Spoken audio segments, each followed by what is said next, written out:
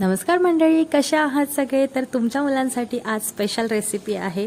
6 महिन्याचं बाळ झाल्यानंतर त्याला बाहेरचं अन्न द्यायला सुरुवात करतात. सो पहिलं जे अन्न दिलं जातं ते असतं कणेरी. तर कणेरी कशी बनवायची हे मी तुमच्यासोबत शेअर करते. तर काही लोकांना बरेचदा कणेरी माहिती नसेल, जे होममेड सेरेलॅक असतं, तर ते कसं घरी बनवायचं.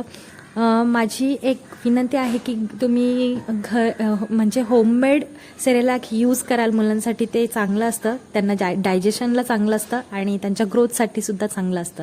तर काय काय त्याच्यामध्ये टाकायचं आहे, कसं रेसिपी करायची आहे आणि कशी प्रोसेस आहे ती मी तुम्हाला तुमच्याबरोबर शेअर करते.